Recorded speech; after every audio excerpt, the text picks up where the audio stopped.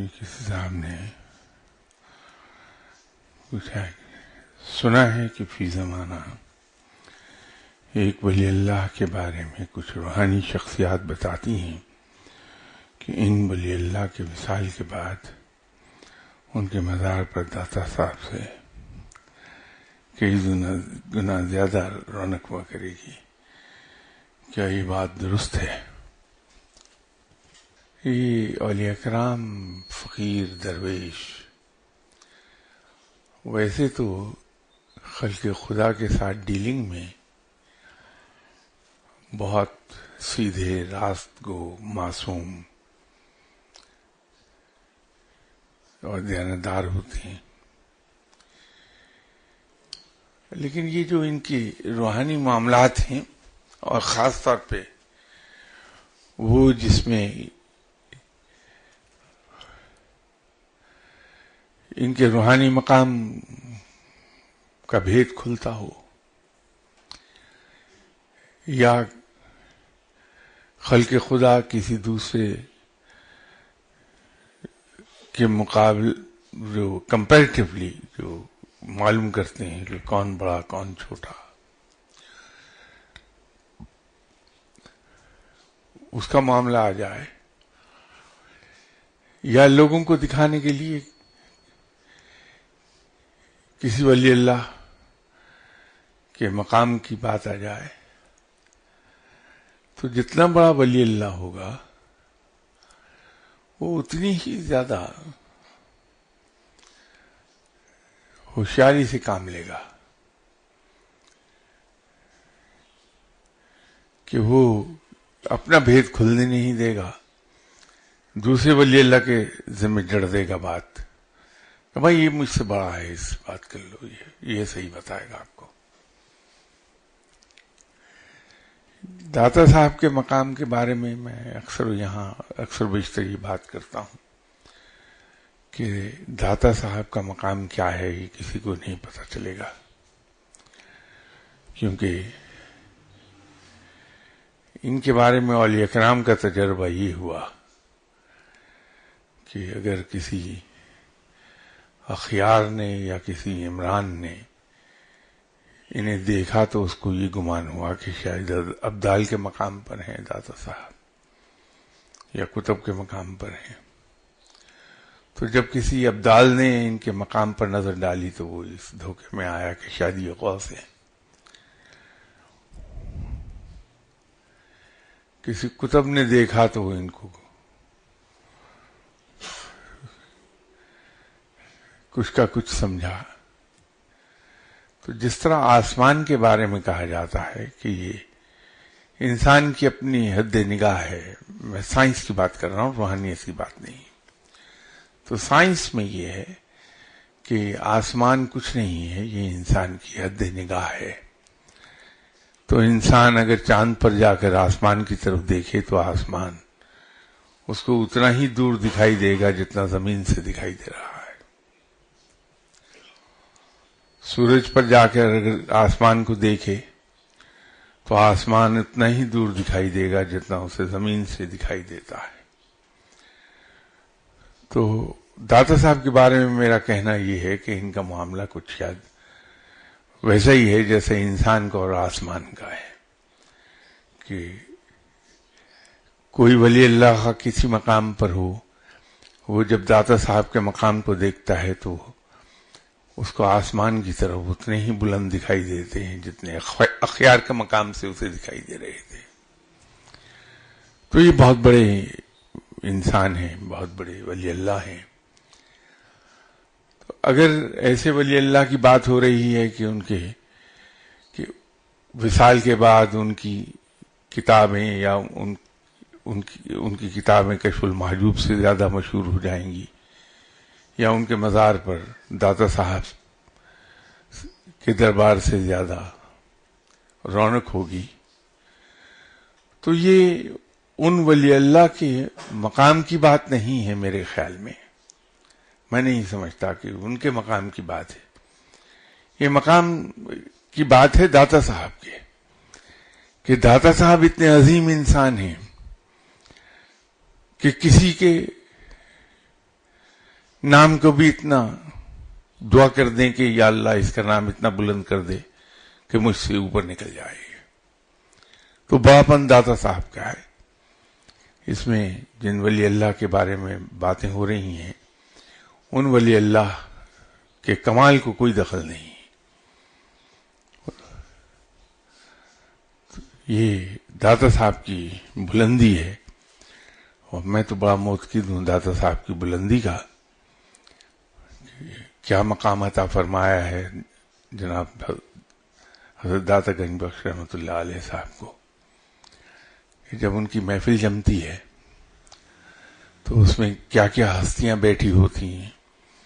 جب انسان اس محفل کو دیکھتا ہے تو پھر پتہ چلتا ہے کہ داتا صاحب کیا ہیں. اب ان صاحب کا اگلا سوال ہے کہ کیا صاحب مزار عام طور پر جمعہ کے روز اپنے مزار پر حاضر نہیں ہوتے؟ بھائی یہ سوال کسی صاحب نظر سے پوچھیے. مجھ سے پوچھیں گے تو میرے لیے تو کسی دن بھی حاضر نہیں ہوتے، اس لیے کہ میں کیا جانوں کہ ہے بھی کہ نہیں وہاں. تو اب مجھے نہیں معلوم کہ آپ کے ذہن میں کیا ہے کہ یہ اولیاء کرام جمعے کے روز کہاں چلے جاتے ہیں، کیا یہ پکنک پہ جاتے ہیں، کیا کرتے ہیں. اللہ کے بندو، ایک سیدھی سی بات ہے کہ جمعے کا دن روحانیت کے مطابق عصر اور مغرب کے درمیان شروع ہو جاتا ہے.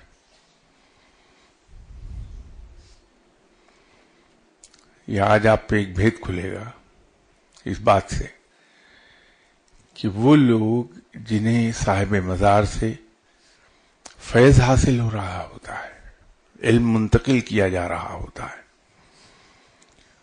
وہ مغرب کی نماز کے فوراً بعد ہی کیوں جاتے ہیں وہاں؟ وہ صاحب مزار ان کو یہ کیوں کہہ دیتے ہیں کہ یہاں تم مغرب کی نماز کے بعد آیا کرو؟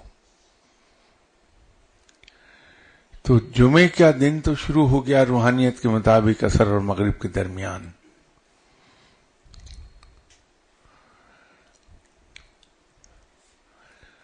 اور یہ وہ وقت ہے کہ جب اکثر و بیشتر صاحب مزار وہاں موجود مل جائیں گے آپ کو.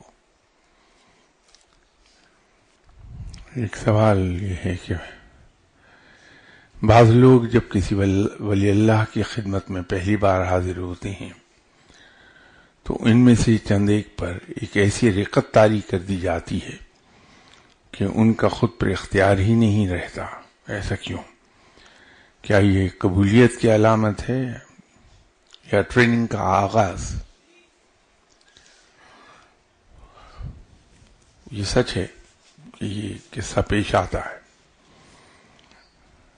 کہ جب انسان کسی بڑے ولی اللہ کے پاس پہلی بار جاتا ہے تو وہ لوگ جن کی روح نیک ہوتی ہے، نیکی کی طرف راغب ہوتی ہے،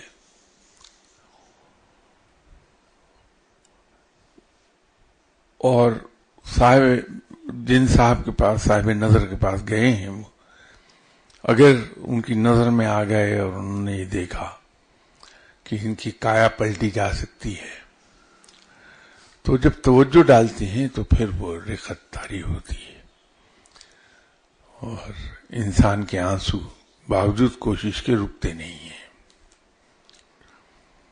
علامت اس بات کی ہوتی ہے کہ اس بندے میں نہ صرف یہ کہ صلاحیت موجود ہے کہ وہ تصوف کی راہ پکڑ لے، نیکی کی راہ، بلکہ زیادہ درست لفظ یہ ہے کہ وہ نیکی کی راہ پکڑ لے، بلکہ یہ اس کی بھی علامت ہے کہ وہ صاحب نظر کی نظر میں آ گیا. اب وہ نوازا جائے گا اگر اس کی اپنی مرضی ہوئی.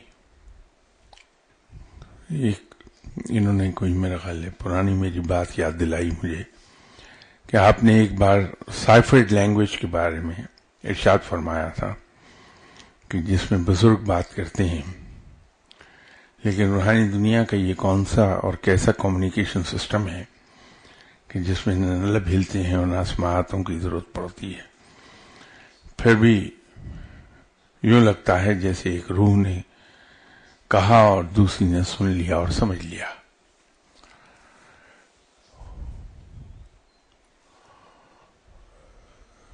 سائنس نے بہت زمانہ پہلے کمیونیکیشن کی ایک ڈائمینشن پر کام کیا جس کا نام ٹیلی پیتھی رکھا، جس میں ایک انسان اپنے ذہن میں جو کچھ سوچتا ہے، ہزاروں میل دور بیٹھا انسان اس کی اس بات کو اسی طرح ریسیو کرتا ہے، نہ صرف ریسیو کرتا ہے، اس کو سمجھ لیتا ہے اور اس پہ عمل بھی کر لیتا ہے۔ یہ تو سائنس نے ڈسکور کیا ہے، اور آج سے تقریباً کوئی 45 سال پہلے ہے، یہ شاید اس سے ذرا زیادہ عرصہ ہو۔ یہ جو روحانی لوگوں کی گفتگو ہے یہ اس سے ذرا آگے کا درجہ ہے، ٹیلی پیتھی سے کہیں آگے کا درجہ، تو وہ کمیونیکیٹ کر لیتے ہیں، لیکن اس کو شاید کوئی بھی سمجھا نہ پائے کہ یہ جو کمیونیکیشن کی ڈائمینشنز ہیں اس میں سے یہ کون سی ڈائمینشن ہے، ماسوا اس کے کہ انسان یہ دعا کر دے کہ آپ ایسی کمیونیکیشن سمجھنے کی پوزیشن میں آ جائیں تو آپ کو اندازہ ہو جائے گا کہ کمیونیکیشن کیا ہوتی ہے۔ ان کا اگلا سوال کچھ زیادہ واضح نہیں ہے۔ انہوں نے لکھا ہے کہ سنا ہے کہ آپ صلی اللہ علیہ وسلم سے یوں درخواست کرنی چاہیے کہ مجھے اپنی سب سے قیمتی چیز کی زکوٰۃ عطا فرما دیجیے۔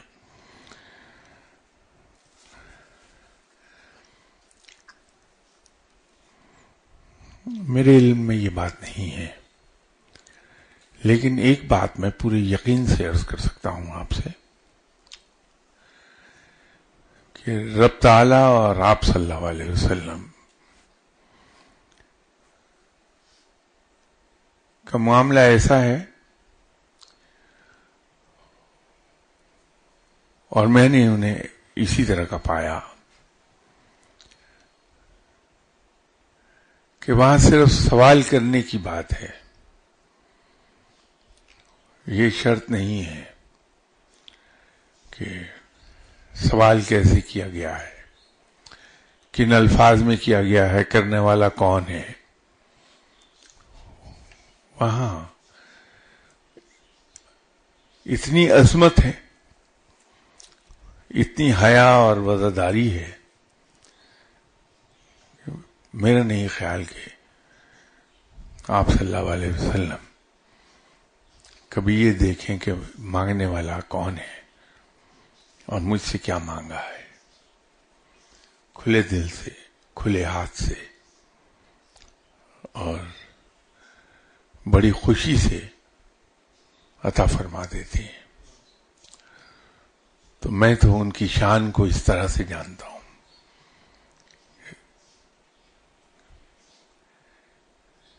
جو رحمت للعالمین ہیں وہ کہاں دیکھیں گے کہ کن الفاظ میں کون مانگ رہا ہے مجھ سے۔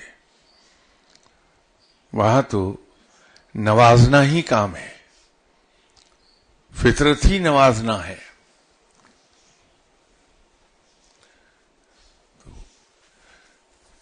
میں انہیں، اگر آپ صلی اللہ علیہ وسلم کے بارے میں بات کروں گا تو میں تو یہ بیان کر دوں گا کہ آپ صلی اللہ علیہ وسلم کی شان اتنی بڑی ہے کہ نہ الفاظ دیکھتے ہیں، نہ یہ دیکھتے ہیں کہ میرا امتی ہے یا غیر امتی ہے، اور یہ بھی نہیں شاید دیکھتے کہ مانگا کیا کسی نے، بڑی خوش دلی سے عطا ہو جاتا ہے۔ تو اس لیے میں یہ اس سوال کا جواب تو شاید نہ دے پاؤں، لیکن میں یہ ضرور عرض کر دوں گا کہ اگر آپ صلی اللہ علیہ وسلم سے آپ کچھ مانگیں تو صرف ایک خیال رکھیے کہ انسان باادب ہو، مؤدب ہو کے مانگے، اور جیسے جی چاہے مانگ لے، عطا ہو جائے گا، انکار نہیں ہے وہاں۔ ایک سوال انہی نے کیا ہے کہ کیا کوئی شخص جب کسی بزرگ کو اپنا مرشد مان لیتا ہے تو نور کی ایک باریک تار مرشد اور مرید کے درمیان قائم ہو جاتی ہے؟ کیا اسی نور کی تار کے ذریعے مرشد منیر کو مانیٹر کرتا ہے؟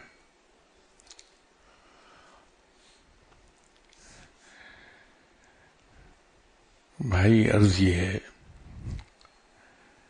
کہ یہ تار نور کی چلیے مرشد اور مرید کے درمیان قائم ہو گئی۔ اگر مرید مجھ جیسا آوارہ گرد ہے تو پتہ یہ چلا کہ آج پاکستان میں بیٹھا ہے، اگلے دن کسی اور ملک میں، اس سے اگلے دن کسی اور جگہ پر، تو یہ تار کتنی لمبی ہوتی چلی جائے گی۔ تو میں تو ویسے ہی سدا کا آوارہ شخص ہوں کہ ملک وہ اللہ نوکریاں بھی ایسی دیتا رہا جس میں سفر بہت تھا، تو مرشد تو بیچارے پھر پیسے سارے میری تار پہ ہی خرچ کرتے جائیں گے کہ ایکسٹینشن اس کو تار میں لگاتے جاؤ۔ بھائی مرشد و مرید کے ساتھ جو تعلق ہے وہ نور کے تار کا نہیں، روحانی ہوتا ہے۔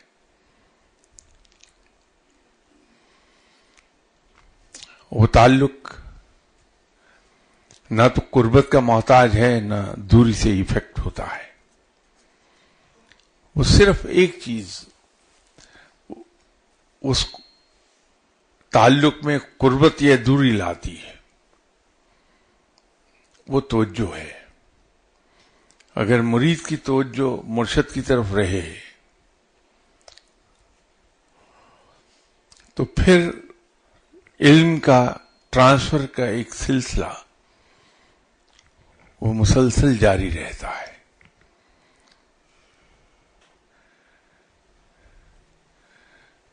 اگر کوئی شخص کسی صاحب نظر کا شاگرد ہو جائے، میں مرید تو نہیں کہتا کیونکہ میرے مذہب میں کہیں پیری مریدی ہے نہیں، تو اگر شاگرد ہو گیا، علم حاصل کرنا چاہ رہا ہے اپنے مرشد سے، تو ضروری یہ ہے کہ دو باتیں کر لے۔ ایک تو اپنے مرشد کی طرف توجہ اپنی مرکوز رکھے جب تک وہ جاگ رہا ہے۔ دوسری بات یہ ہے کہ مرشد کو کاپی کر لے، کہ جو مرشد کے طور اطوار ہیں ان کو کاپی کر لے، تو وہ اس راہ پر از خود چل نکلے گا۔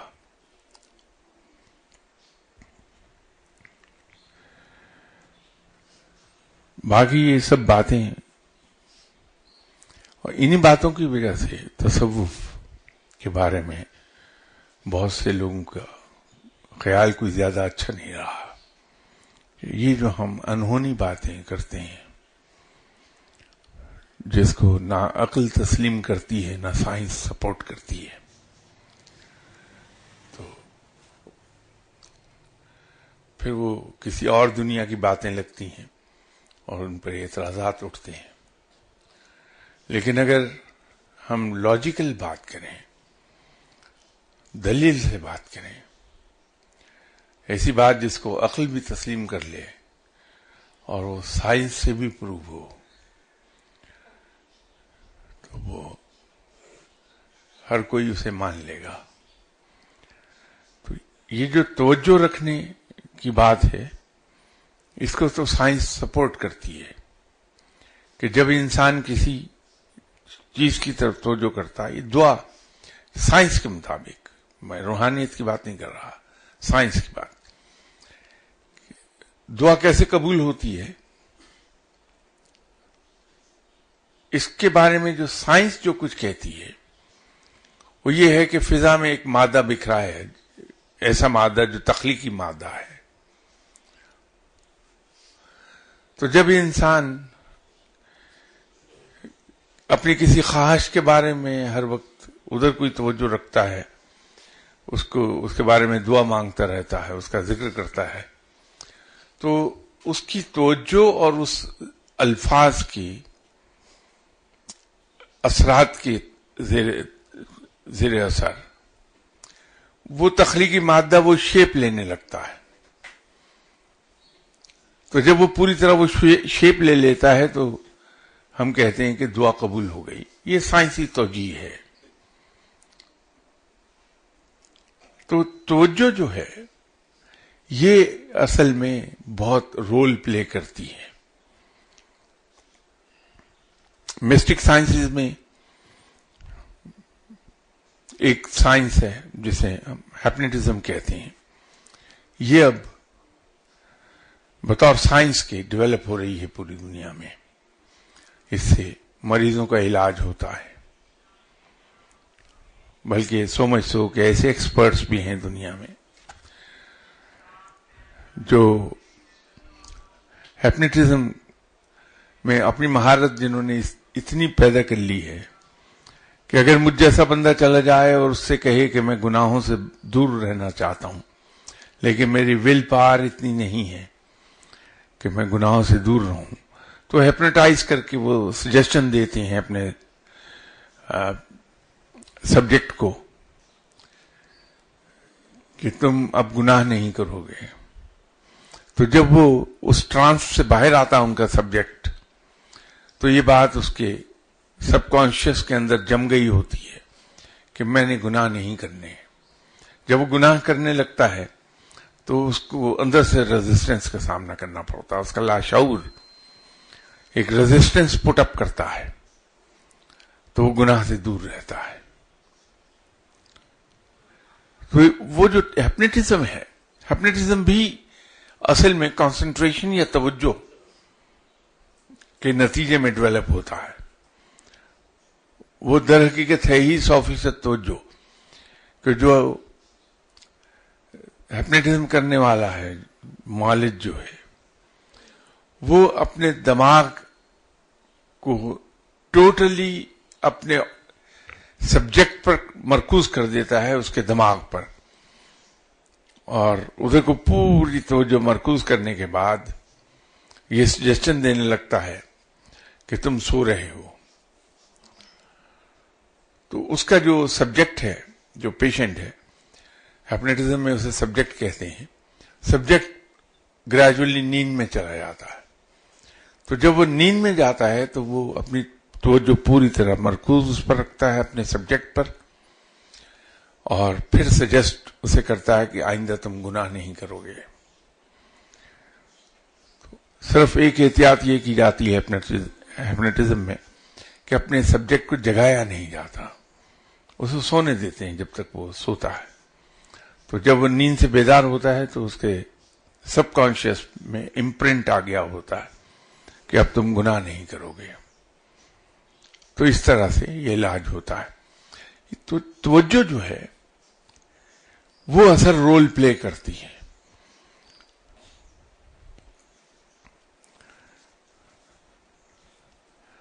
یہ جو مانیٹرنگ کی بات ہے سب کہانیاں ہیں، میں تو پورے وثوق سے کہہ سکتا ہوں سب کہانیاں ہیں، کچھ نہیں ہے. بات یہ ہے کہ آپ کے مرشد صاحب نظر ہیں، صاحب علم ہیں، صاحب کشف ہیں. ہوتا کیا ہے کہ ایک دم بیٹھے بیٹھے انہیں اپنا مرید یاد آ گیا کہ وہ مسٹر ایکس وائی زیڈ، وہ معلوم نہیں اس وقت کہاں ہے، کس جگہ ہے. اب جو ہی انہیں یاد آیا ان کی توجہ ادھر کو گئی اس مرید کی طرف. تو وہ اگر صاحب کشف ہیں تو ان کا کشف جاری ہو گیا. تو انہوں نے دیکھا، وہ مجھ جیسا اگر کوئی مرید ہے، کہ وہ اٹلی کے شہر میلانو میں وہ جو چرچ ہے جو one of the 7 wonders of the world ہے، اس کے قریبی کیفے میں بیٹھا کافی پی رہا ہے. تو ان کو نظر آ گیا. جب میں ملا تو کہا کہ ہم یہاں وہ کافی کیسی تھی جو تم چرچ کے پاس کیفے میں بیٹھے پی رہے تھے. تو وہ مرید میرے جیسا بیچارہ جس کے پاس علم ہے نہیں، بڑا سٹ آتا ہے کہ میں تو وہاں تنہا تھا، تو انہیں کیسے پتا ہے کہ میں فلاں تاریخ کو وہاں بیٹھا ہوا وہ جو چرچ ہے اس کے قریب کیفے میں بیٹھا کافی پی رہا تھا. تو وہ کہتا وہ میرے مرشد تو بہت پہنچے ہوئے ہیں. خاک پہنچے ہیں بھائی، وہ تو صرف کشف کی ایک پہلو تھا اس کا. کیا پہنچے ہوئے ہیں، اس میں کیا بات ہے، کون سی بڑی بات ہے. تو ہم کہتے ہیں کہ وہ مرشد جو ہیں مرید کو ہر وقت مانیٹر کرتے ہیں. عالم یہ ہے کہ جو زیر زمین ٹیلی فون کی تاریں بچھی ہیں، یہ بھی ایک وقت میں ایک سرٹن نمبر آف کال سے زیادہ کیری نہیں کر سکتی. اس کو ریپلیس کر دیا ہم نے آپٹیکل کیبل کے ساتھ. تو آپٹیکل کیبل کی بھی ایک کیپیسٹی ہے کہ وہ اس نمبر آف کال سے، جو کہ عام کیبل کی نسبت کئی 100 گنا زیادہ ہے، وہ بھی کیری کرے گی. تو اگر ایک مرشد کے 5000 مرید ہیں تو وہ کیا مرشد نے آپٹیکل فائبر وائر ہی لگائی ہوئی ہے کہ وہ ان کو مانیٹر کرے گا؟ یہ سب کہانیاں کچھ بھی نہیں ہیں. کہانی بس اتنی سی ہے جتنی میں نے عرض کی ہے. ان کا اگلا سوال ہے کہ مرشد کے بارے میں گمان کی کیا اہمیت ہے؟ کیا کسی ولی اللہ کے بارے میں اچھا گمان فیض سے زیادہ حصول اور غلط گمان فیض کے حصول میں رکاوٹ بن سکتا ہے؟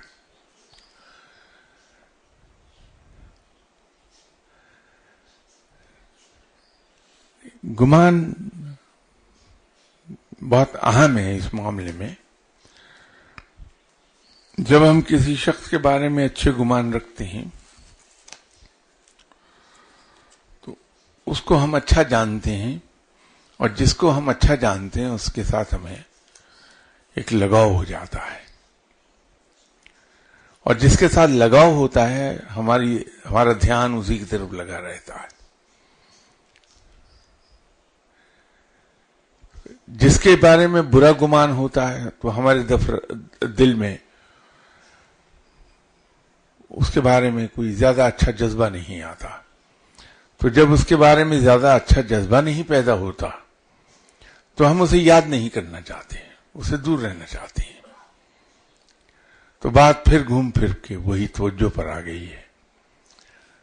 تو اس میں گمان بہت اہم رول پلے کرتا ہے کہ ہم اپنے مرشد صاحب کے بارے میں اچھا گمان رکھیں، اچھی بات سوچیں. اسی لیے مرشد کے بارے میں مذاق کرنے سے منع کیا گیا ہے کہ جب ہم اپنے مرشد کے بارے میں مذاق کرتے ہیں تو اس گمان کو ڈیمیج کرتا ہے. یہ گمان بہت امپورٹنٹ ہے روحانیت میں. باطنی احوال یا روحانی واردات و مشاہدات دوسرے پر منکشف کرنے سے منع کرنے کی کیا وجہ ہے؟ اگر کوئی مرید اپنے مرشد کی اجازت سے روحانی واردات بیان کرے تو کیا پھر بھی اس کا یہ سفر رک جاتا ہے یا اس میں خلل واقع ہو جاتا ہے؟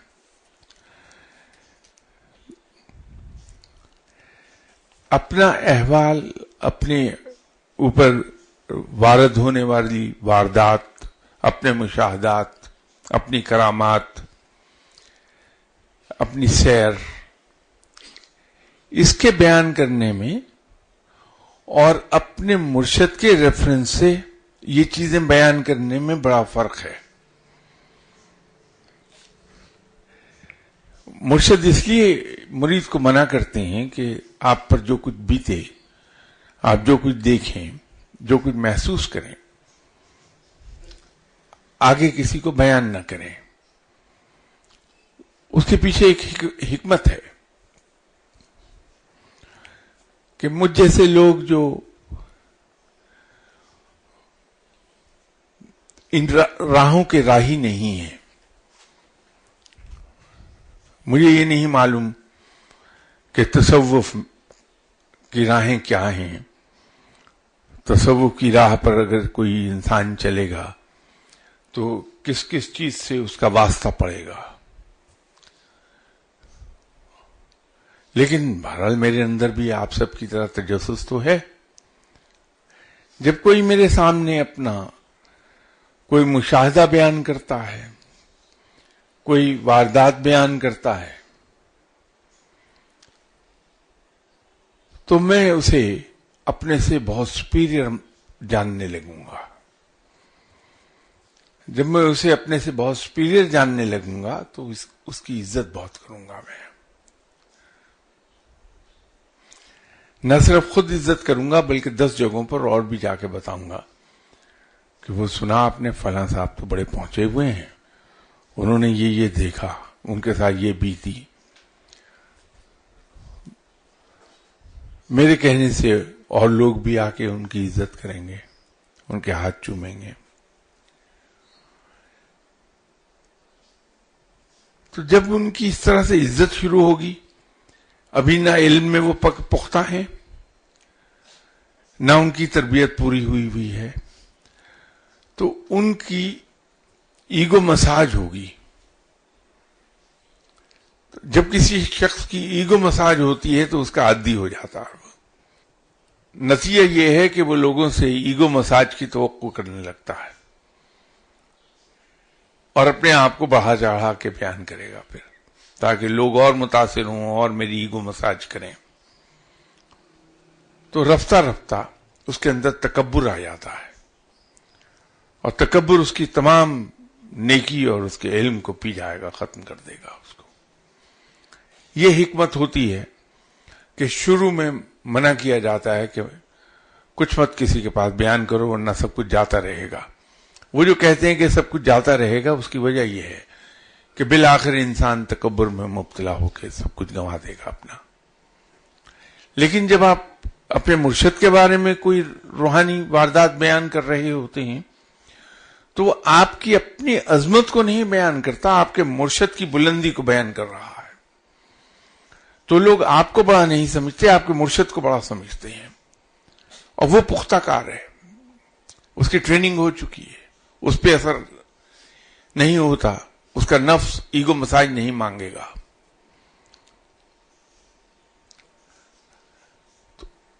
یہ تو ہے اس مقام پر جب آدمی علم کے ایک سرٹن لیول پر ہوتا ہے. جب وہ اس لیول سے اوپر نکل جاتا ہے تو پھر لوگوں کو انسپائر کرنے کے لیے not fully but partially to some extent بیان کرنے کی اجازت ہو جاتی ہے کہ آپ ایسے قصے بیان کر دیں جس میں لوگوں کے لیے ایسا میٹیریل ہو جس سے وہ انسپائر ہوں اور اس نیکی کی طرف راغب ہو جائیں. وہ اس لیے آپ نے دیکھا ہوگا کہ جو بڑے پائے کے اولیاء کرام ہیں وہ بہت سی چیزوں کو بیان کر دیتے ہیں کیونکہ وہ علم کے اس مقام پر آ گئے ہیں جہاں انہیں اب دوسروں کو اس راہ کی طرف راغب کرنا ہے، اپنی طرف بلانا ہے کہ وہ نیکی کی طرف آ جائیں لوگ. تو اس کے لیے قرآن پاک نے جس طرح سے تکنیک رب تعالیٰ نے قرآن پاک میں یوز کی ہے، لوگوں کو عذاب سے ڈرایا ہے کہ لوگ عذاب سے ڈر کے نیکی کی طرف شفٹ ہو جائیں کہ ہم پر یہ عذاب نازل نہ ہو. سزاؤں سے ڈرایا ہے. پھر قصے کہانیوں سے عبرت دلائی ہے گزری ہوئی قوموں کو کہ قصے بیان کیے ہیں تاکہ انسان عبرت پکڑ لے. اور ترغیب دی ہے، انعام بتایا ہے. تو وہ جو یہ 3 چیزیں ہیں، سزا، عبرت اور ترغیب، تو جب کسی فقیر کو ایک مقام پر پہنچ جانے کے بعد کچھ چیزیں ڈسکلوز کرنے کی اجازت مل جاتی، بیان کرنے کی اجازت مل جاتی ہے، تو وہ صرف اور صرف اس وجہ سے ہوتی ہے کہ لوگوں کو ترغیب دلائے نیکی کی راہ کی طرف آنے کے لیے. اس کے پیچھے صرف اتنی سی بات ہے. یہ اگلا سوال ہے کہ جب ہر شے اللہ کی تسبیح بیان کرتی ہے اور ہر شے میں روح ہے تو پھر جاندار اور بے جان کی کیٹیگریز کیوں؟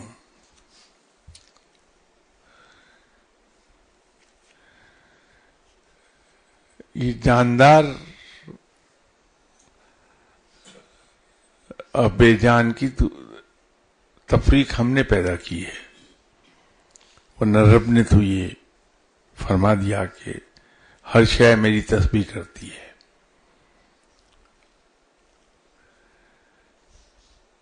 تو وہ ہم نے پہچان کی خاطر یہ تفریق بنا لی. دو میجر کیٹیگریز آ گئی، جاندار اور بے جان چیزیں. پھر اس کی سب کیٹیگریز ہم نے قائم کر دی، جس میں نباتات، جمادات،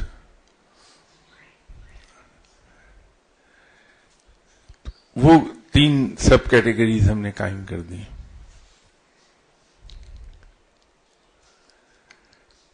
ورنہ اگر ہم روحانی لحاظ سے سائنس اور روحانیت 2 چیزوں کو ہم اکٹھا جب لے کے چلتے ہیں تو کہیں کہیں ایسا لگتا ہے کہ شاید کانفلکٹ آ رہا ہے. کانفلکٹ نہیں ہے، اس کو آپ تھوڑا سا غور سے دیکھیں گے تو بات ایک ہی نظر آئے گی. لیکن ضرورت اس بات کی ہے کہ اس پر غور و فکر کیا جائے. اب ہم یہاں تک تو آ گئے سائنس میں کہ پودوں میں جان ہے اور پودوں میں احساسات بھی ہیں، اور یہاں تک تو سائنس آ گئی ہے. تجربات ہوئے آج 25 سال پہلے کہ جو لوگ عادی ہیں پودوں سے پھول یا پھل توڑ لینے کے یا ان کے پتے توڑ کے پھینک دیتے ہیں، تو جب وہ شخص پودے کے قریب آتا ہے تو پودا سکڑتا ہے. یہ آج سے 25 سال پہلے کے تجربات کے نتائج تھے. اس کے برعکس جب ایسا بندہ جو پودے کو پانی دیتا ہے یا کھاد دیتا ہے، وہ جب قریب جاتا ہے پودے کے تو وہ کھل اٹھتا ہے، اس کے اندر خوشی کا احساس پیدا ہوتا ہے. تو یہاں تک تو سائنس مان گئی کہ پودوں میں احساسات ہیں اور احساس صرف جاندار چیز میں ہوتا ہے. اب باقی صرف جمادات کی بات رہ گئی ہے کہ پتھر، اس پہ کام ہو رہا ہے. کوئی دن جاتا ہے کہ اس کے بارے میں بھی یہ آ جائے گا کہ پتھروں میں احساسات ہیں، تو یہ ثابت ہو جائے گا کہ وہ جو رب نے فرمایا کہ ہر شے میری تسبیح کرتی ہے، وہ بات درست ہے. یہ سوال ان کا کہ غالباً پہلے بھی کسی نے یہ سوال کیا تھا کہ آپ نے ایک لیکچر میں بتایا تھا کہ وائٹ چیز میں ایک ٹرک ہوتا ہے، تو براہ کرم اس کی وضاحت فرما دیجیے. یہ خوب مزے کی چیز ہے. Out of all the things ہم ان کے پیچھے جاتے ہیں جس میں ٹرک ہوتا ہے. اب وہ ہمارے مزاج کو اس میں دخل ہے یا کیا ہے؟ وہ میں لفظ ٹرک میں نے اس لیے استعمال کیا تھا. ایک چھوٹا سا بھید ہے اس کے بارے میں.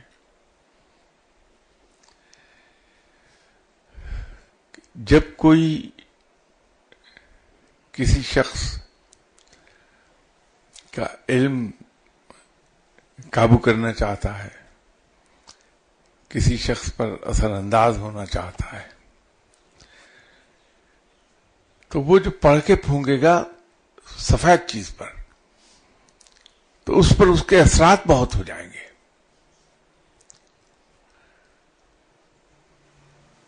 وہ ٹرک یہ تھا جو میں کہنا چاہ رہا تھا. تو میں نے بات کو مختصر رکھنے کے لیے اس کو لفظ ٹرک استعمال کر دیا کہ جب کوئی شخص آپ کو علم ٹرانسفر کرنا چاہے گا تو وائٹ چیز کے ذریعے ٹرانسفر کر دے گا.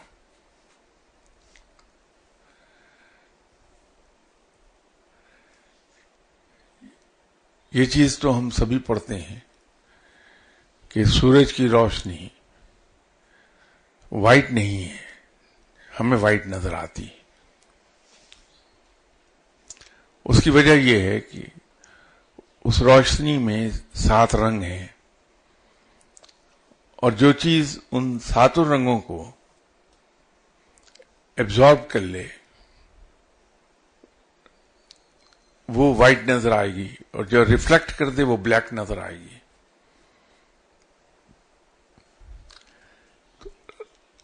اب سائنس یہاں تک تو آن پہنچی کہ کلر تھراپی کرتی ہے. جو رنگ ہوتے ہیں، اب ہوتا یہ ہے کہ جو چیز باقی 6 رنگوں کو ریفلیکٹ کر دے اور ایک رنگ کو ایبزارب کرے، وہ اس رنگ میں نظر آئے گی. آپ پرانے زمانے کے مندر اور چرچ دیکھیے،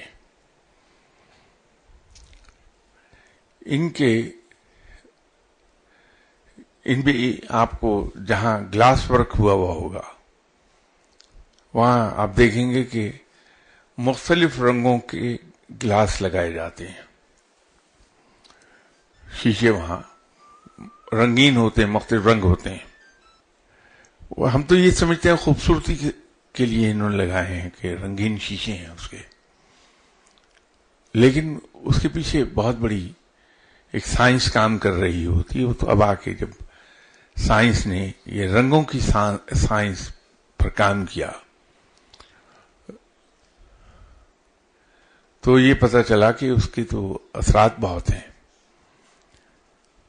کہ وہ مختلف رنگ جب ان پہ روشنی پڑتی ہے تو اندر جو عکس آتا ہے اس رنگ کا آتا ہے.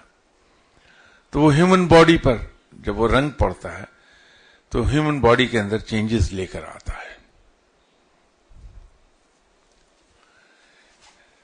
تو اس پر جب کام کیا گیا بہت، تو اب کلر تھراپی دریافت ہو گئی. جن لوگوں کو ذہنی امراض ہوتے ہیں یا جسمانی امراض بھی،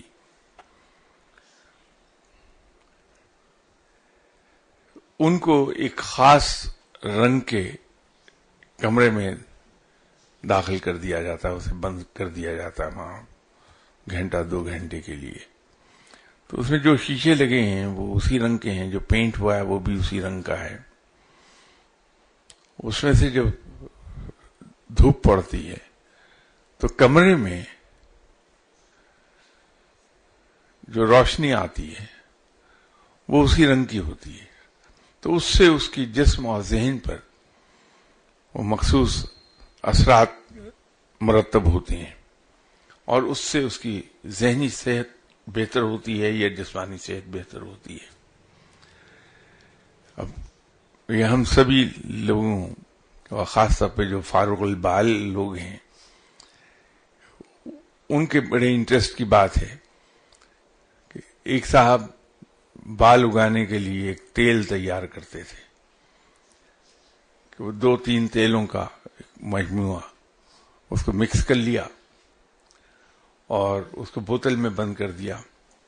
وہ بوتل بلو کلر کی ہوتی تھی، تو اس پہ اس کا لڈ خاصا ٹائٹ کر کے باندھ دیا. تو اس بوتل کو وہ 7 دن تک دھوپ میں پڑی رہنے دیتے تھے. تو اس میں وہ بلو رنگ ایڈ ہوتا رہتا تھا اس آئل میں، اور اس کے کیریکٹرسٹکس چینج ہوتے رہتے تھے. رات کو باہر پڑی رہتی تھی تو اس پر اوس پڑتی تھی، اس اوس کے اثرات اس میں آتے تھے. تو اس طرح وہ تیل تیار کر کے وہ لوگوں کو دیتے تھے. اور اب اللہ جانتا ہے کہ اس کے نتائج کیسے تھے، لیکن بہرحال وہ ایک زمانے میں یہ تیل تیار کر کے دیا کرتے تھے. تو رنگوں کی تھراپی تو ایک علم ہے.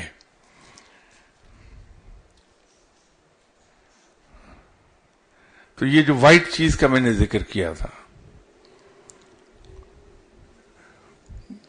اس میں ٹرک کچھ بھی نہیں، صرف اتنی سی بات تھی جو میں نے اتنی تفصیل سے بات کر دی. اس وقت میں بات کو بڑا مختصر کہہ رہا تھا.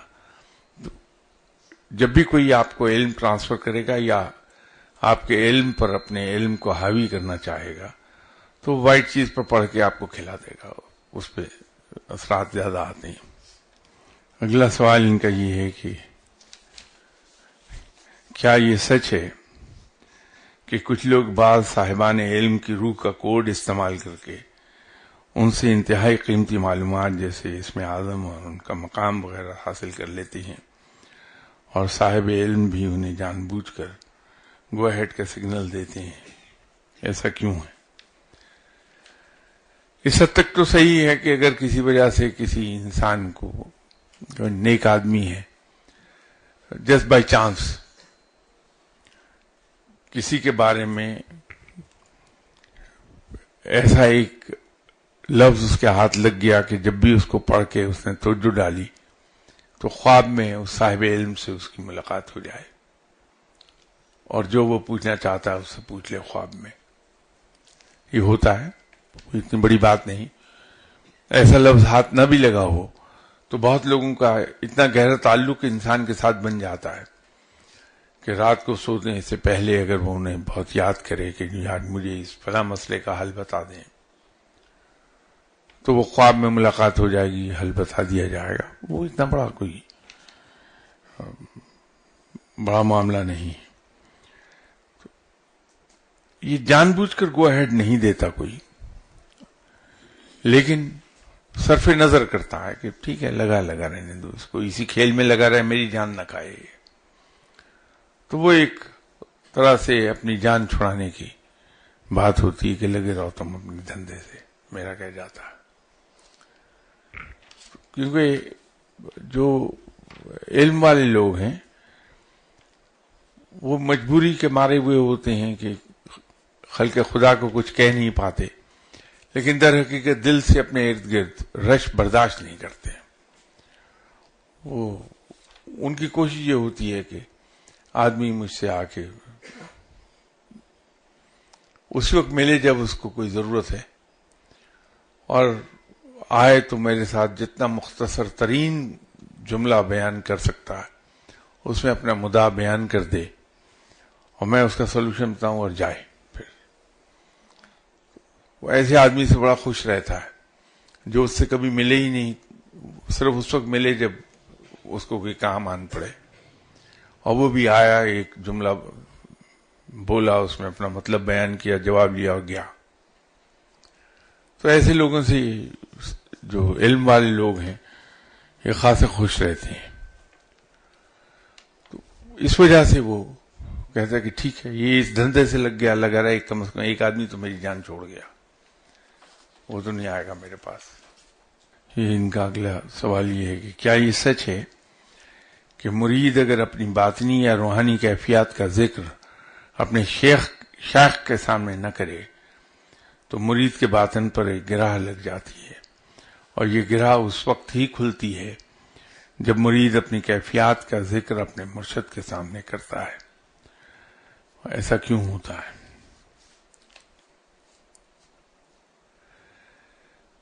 بات یہ ہے کہ ہم کلاس روم میں بیٹھے ہیں، پڑھ رہے ہیں، ٹیچر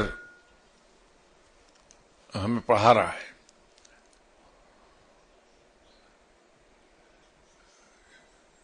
ایک تھیوری بیان کرتے ہیں ہمارے ٹیچر کلاس روم میں، اسٹوڈنٹ اس پہ غور و فکر کرتا ہے، اس تھیوری کو سمجھتا ہے، تو اس غور و فکر کے نتیجے میں اس کے ذہن میں اس تھیوری سے متعلقہ کئی ایک سوال اٹھتے ہیں. نتیجہ یہ ہے کہ ان سوالات کے اٹھنے کے بعد اس تھیوری کو وہ پوری طرح سمجھنے سے قاصر ہو جاتا ہے. تو اگر وہ اپنے ٹیچر کو یہ نہ بتائے کہ صاحب آپ نے جو تھیوری مجھے پڑھائی تھی وہ میں سمجھ گیا تھا پوری طرح، لیکن اس پر جب غور کیا تو اس کے نتیجے میں یہ چیزیں میرے ذہن میں سوال اٹھتے ہیں، تو آپ انہیں ایکسپلین کر دیجئے. جب وہ ایکسپلین کرے گا تو کلیریفیکیشن ہو جائے گی ان تمام ریزرویشنز کی جو اس کے ذہن میں اس تھیوری کے بارے میں پیدا ہوئی تھی. تو سوال کرنا علم کے اضافے کا باعث بنتا ہے ہمیشہ. جب آپ کیفیات اپنی بیان کرتے ہیں روحانیت میں تو در حقیقت معاملہ ایسا ہی ہوتا ہے جیسے میں نے آپ سے بیان کیا. ان کیفیات کو سن کے مرشد آپ یہ اندازہ کر لیتا ہے کہ جو کچھ آپ کو علم دیا گیا تھا اس کو آپ صحیح طور پہ سمجھے بھی ہیں یا نہیں سمجھے ہیں. اگر نہیں سمجھیں تو آپ کو کریکشن کر دے گا، صحیح سمجھے ہیں تو وہ چپ ہو جائے گا کہ ٹھیک ہے.